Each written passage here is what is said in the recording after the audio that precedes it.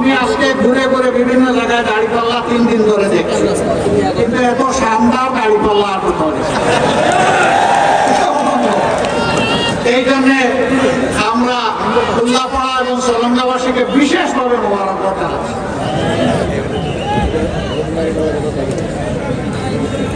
ভাই ও বোনেরা, বলছিলাম কিছু কথা বলবো। বাংলাদেশটা 54 বছর হলো স্বাধীনতা। অতীতের কোন একটা সরকার কি বুকে হাত দিয়ে বলতে পারবে যে তারা দুর্নীতি করে নাই? অতীতে যে দলগুলা দেশ শাসন করেছে তারা বুকে হাত দিয়ে বলতে পারবে তারা চাঁদাবাজি করে নাই? অতীতের কোন দল যারা দেশ শাসন করেছে, পরিচালনা করেছে, তারা কি একথা বলতে পারবেন যে জনগণকে তারা সুশাসন উপহার দিয়েছে? তারা কি বলতে পারবেন তারা সমাজে ন্যায় বিচার কায়েম করেছে? তারা কি বলতে পারবেন একটা মানসম্মত বিশ্বমানের শিক্ষা ব্যবস্থা জাতিকে উপহার দিয়েছেন? তারা বলতে পারবেন না। তারা বলতে পারবেন না। জনগণের স্বাস্থ্য সেবা মানসম্মতভাবে তারা নিশ্চিত করার জন্য চেষ্টা করেছেন। বরঞ্চ তাদের কারো যখন হাঁচি কাশি হয়েছে তারা তল্পি তল্পা গোটায় বিদেশের দিকে রওনা করেছে।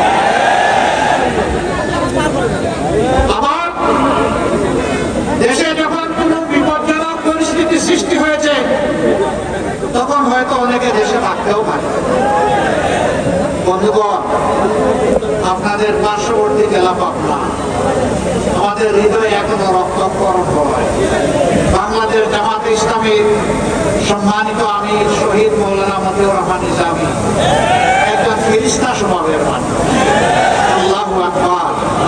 তাকে দেখলে শ্রদ্ধা অটোমেটিক্যালি অন্তরের ভিতর থেকে আসবে। তিনি দুইবারের সংসদ সদস্য। তিনি বাংলাদেশকে সফলভাবে 2টা মন্ত্রণালয়ে অত্যন্ত স্বচ্ছতা, ন্যায়পরায়ণতা, সততা এবং স্মার্টনেস, দক্ষতার সাথে তিনি মন্ত্রণালয় পরিচালনা করেছেন। তার নির্দিষ্ট দুশ্মনেরাও তার দিকে আঙ্গুল তুলে বলার সাহস পায়নি যে তার মন্ত্রণালয়ে দুর্নীতি হয়েছে অথবা ব্যক্তিগতভাবে তিনি কখনো কারো প্রতি স্বজনপ্রীতি প্রদর্শন করেছে।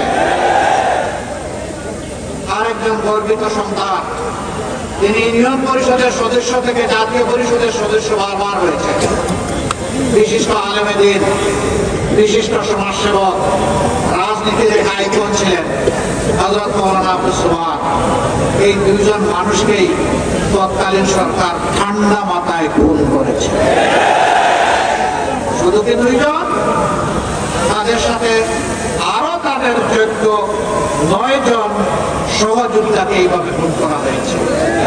অন্যায়ের প্রতিবাদ করতে মায়েরা রাস্তায় নেমেছিলেন, শিশুরা নেমেছিল, আবার নৃত্যগণিতা নেমেছিল। সেদিন গুলি চালিয়ে বুক ঝাঁঝরা করে একদিনে 184 জনকে হত্যা করা হয়েছে। 15.5 বছরে আমরা আমাদের 1000 সঙ্গী সাথীকে হারিয়েছি। এই 11 জনকে তো অন্তত বিচারের নামে আদালতে তুলেছে, বাকিদেরকে সম্পূর্ণ বিনা বিচারে খুন করা হয়েছে।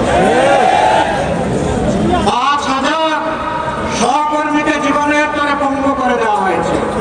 কেউ 2 চোখে দেখে না। এই আপনাদের জেলায় আছে জন্নুর বোধের কারণ, হ্যাঁ জানুন, একটা চমৎকার ছিল, রাজপুতের মতো চেহারা। সেই যুবকের 2টা চোখ গুলিবিদ্ধ করে তাকে শেষ করে আর জীবনে সে দুনিয়ার সুখ সৌন্দর্য দেখবে। এরকম কেউ চোখ হারিয়ে, কে পা হারিয়ে, কে হাত হারিয়ে, কেউ আবার মেরুদণ্ডে আঘাত পেয়ে প্যারালাইজড হয়ে জীবনের তরে পঙ্গু হয়ে আছে 5000। আমাদের থেকে কিডন্যাপ করে তুলে নিয়ে আয়না করে বন্দী রাখা হয়েছিল, এই সংখ্যাটা 750। এর মধ্যে বেশিরভাগ আল্লাহর মেহরবানিতে ফিরে এসেছেন, কিন্তু এখন পর্যন্ত 8 জনকে আমরা ফিরে পাইনি। তাদের মায়েরা খুঁজছেন আমার সন্তানটা কি বেঁচে আছে, যদি বেঁচে না থাকে আমার সন্তানের কবরটা কোথায়, আমাকে দেখতে দাও। এই মাকে সান্ত্বনা দেওয়ার কোন ভাষা আমাদের নেই।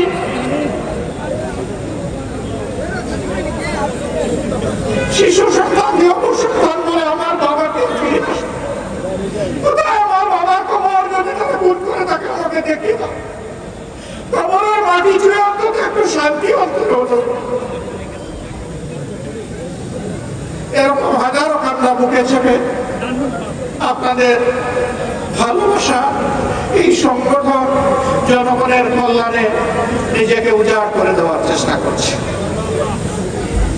24-এর 5 আগস্ট ভোট পরিবর্তনের পরে আল্লাহর জাতের কসম আমরা আল্লাহ তাআলার কাছে সাহায্য চেয়েছিলাম, হে আল্লাহ আমরা জানি আমাদের সহকর্মীদের অন্তরে অনেক ব্যথা, অনেক দুঃখের আগুন, হে আল্লাহ তুমি আগুনকে প্রশমিত করে দাও, তাদেরকে ধৈর্য ধরার তৌফিক দাও, তারা যেন শয়তানের প্ররোচনায় নফসের দুগায় কোনো খারাপ কাজে জড়িয়ে না পড়ে।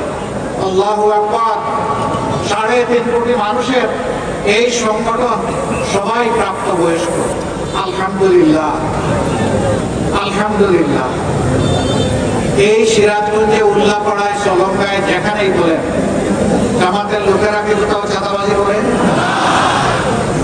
জমি দখল, স্ট্যান্ড দখল, কি স্ট্যান্ড ওইটা আমি বলতে গেলাম না, ওইটা বললে একদম চোখা। স্ট্যান্ড দখল করে নাই, মামলা বাণিজ্য করে নাই, কারো ইজ্জতের উপর হামলা করে নাই। আল্লাহ তাআলা এই ধৈর্য ধরার তৌফিক দিয়েছেন, এই জন্য আল্লাহর দরবারে অসংখ্য শুকর।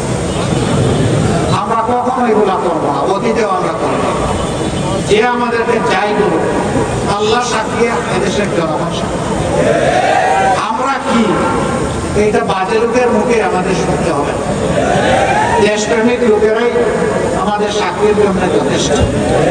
একটা সংগঠনকে কি করা হয় না, নির্বাচন কমিশন থেকে আমাদের রেজিস্ট্রেশন ক্যান্সেল, আমাদের প্রতীক কেড়ে নেওয়া হয়েছে, অফিস তালাবদ্ধ করে রাখা হয়েছে, শেষ পর্যন্ত আমাদেরকে নিষিদ্ধ করা হয়েছে, নেতৃবৃন্দের ঘর বাড়ি বুলডোজার দিয়ে ভেঙে দেওয়া হয়েছে।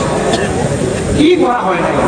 আর কার সাথে এগুলো করা হয়েছে? আর কারোর সাথে এগুলো, কিন্তু না, যাদের সাথে অনেক কিছুই করা হয়নি, দুর্ভাগ্যবশত তারা ঝাঁপিয়ে পড়লেন চাঁদাবাজিতে। অনেকে টেম্পো স্ট্যান্ড দখল থেকে, আল্লাহ আমার মুখে তো এসে গেল, এই ধরনের অনেক কিছু তারা দখল করে, তারা মামলা বাণিজ্য শুরু করে দিলেন, মানুষকে, নিরীহ মানুষকে হয়রানি করলেন। একজন লোক একটা রাজনৈতিক দল সমর্থন করে, এই জন্য তাকে মামলা দিয়ে তার কাছ থেকে খাজনা আদায় করতে হবে, আমরা তাকে ঘৃণা করি। এটি আমাদের রাজনৈতিক শিক্ষায় নাই। সম্মানিত ভাই বোনেরা, আমরা ধৈর্য ধরেছি। 5 তারিখ আমরাই সবার আগে বলেছি আমরা কারো কাছ থেকে প্রতিশোধ দেব না, বরঞ্চ আল্লাহ আমাদেরকে মুক্তি দিয়েছেন, আমরা সেজদা করে আল্লাহ তাআলার শুকরিয়া আদায় করি। আমরা তাই করেছি, চোখের পানি দিয়ে আল্লাহ শুকরিয়া আদায় করেছি। এরপরে আমরা নেমে পড়েছি জনগণের খেদমতে, চাঁদাবাজদেরকে রুখে দেওয়ার চেষ্টা করেছি জায়গায় জায়গায়, বিভিন্ন ধর্মীয় প্রতিষ্ঠান পাহারা দিয়েছি নিজ দায়িত্বে। একটানা 15 দিন 24 ঘন্টা রোদে ভিজে, রোদে শুকিয়ে এবং বৃষ্টিতে ভিজে আমাদের ভাইয়েরা সারা দেশে এই দায়িত্ব পালন করেছে। আমরা কোথাও কোনো দুর্বলতা দেখাইনি। বন্যা এসেছে, আমরা ঝাঁপিয়ে পড়েছি। শহীদ হয়েছে যারা, তাদের পরিবারে আমরা দৌড়ে সবার আগে দেওয়ার চেষ্টা করেছি। আহত বন্ধুদের পাশে দাঁড়ানোর চেষ্টা করেছি। আমরা এইভাবে সমাজটাকে তুলে আনার চেষ্টা করেছি। আমরা যত উপরের দিকে টান দিই, কেউ কেউ তত ঠ্যাং করে নিচের দিকে টান দেয়। আমরা তাদেরকে বলি ইনশাআল্লাহ জনগণের ভালোবাসা, সাহায্য, সহযোগিতা নিয়ে আমরা এই জাতিকে তুলে আনবো ইনশাআল্লাহ। আমরা চোরাবালিতে এই জাতিকে হারিয়ে যেতে দিব না ইনশাআল্লাহ। আমাদের অঙ্গীকার স্পষ্ট, দুর্নীতি আমরা করব না এবং দুর্নীতি আমরা সহ্য করব। আমাদের অঙ্গীকার স্পষ্ট, বাংলাদেশের 56,000 বর্গমাইলের মাটির উপরে কাউকে চাঁদাবাজি করতে দেওয়া হবে না। আমাদের অঙ্গীকার স্পষ্ট, আর মামলাবাজির জালে জড়িয়ে মানুষকে হয়রানি করতে দেওয়া হবে না। আমরা আরো স্পষ্ট করে বলতে চাই, আবার বৃদ্ধ বনিতা, হিন্দু, মুসলমান, বৌদ্ধ, খ্রিস্টান সবার জন্য ন্যায় বিচার প্রতিষ্ঠায় আমরা দৃঢ় প্রতিজ্ঞ। বিচার কারো মুখ দেখে আর হবে না, কারো ধর্ম দেখে হবে না, কারো বর্ণ দেখে হবে না, কারো প্রতিপত্তি দেখে হবে না। বিচার চলে যাবে নির্যাতিত মানুষের ঘরে। সম্মানিত ভাইয়েরা, সেই রকম একটা ফেসিবাদ মুক্ত, আধিপত্যবাদ মুক্ত বাংলাদেশ আমরা গড়তে চাই। আপনারা কি আছেন আমাদের সাথে? ভালোভাবে থাকবেন। যাবেন? আমি আস্থা রাখি আপনারা লড়ে যেতে পারবেন, কারণ আপনাদের ইতিহাস তাই বলে। আল্লাহ আপনাদের সম্মান বাড়িয়ে দিন।